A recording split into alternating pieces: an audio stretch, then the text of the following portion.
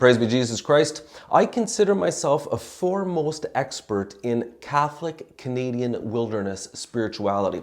Today I want to share with you 5 reasons why the Canadian wilderness in the winter is one of your best options for a retreat. Okay, first of all, the winter.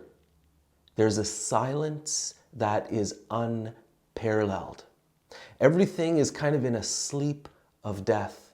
There's times you can hear your ears ringing. It's so perfectly silent. The snow absorbs any sound there might be. All the crickets and frogs and grasshoppers, they're not making any noise. There are a few birds. If there's no wind with a soft snow, it can be almost perfectly silent. Second reason is during the winter, it's what we consider in the tourism industry low season. It's not the high season where there's people all over the place and sea-doos and boats and hikers and people partying, campers. No.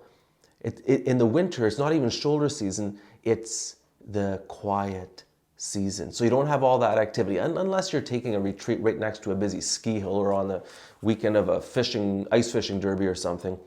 So you have your silence, your solitude. Even if it's a cottage area, typically in the winter, there's very little activity. Okay, the third reason is the winter has a rare beauty. I mean, obviously every time of year has its own beauty, but the beauty of the winter, which by the way, this is a picture I took from my time off in the wilderness last week, but the winter beauty is just exquisite, and it's reserved for those who are willing to leave their comfort zone.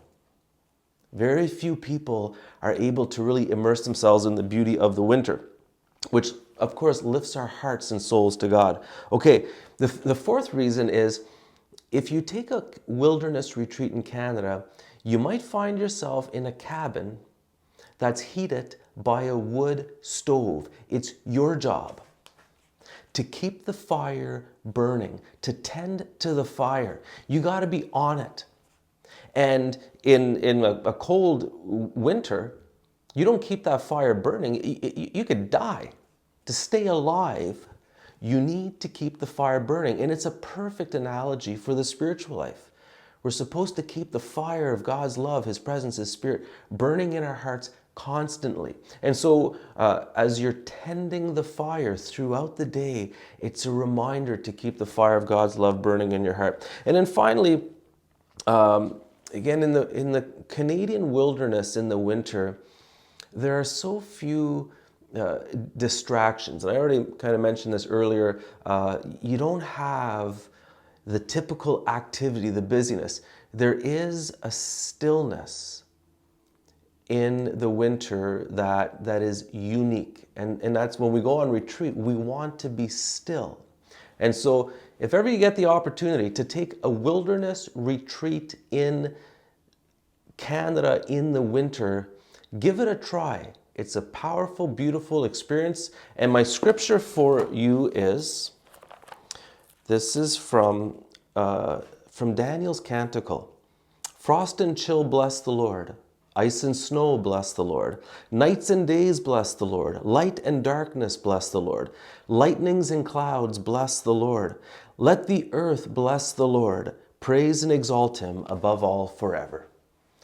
Viva Christore.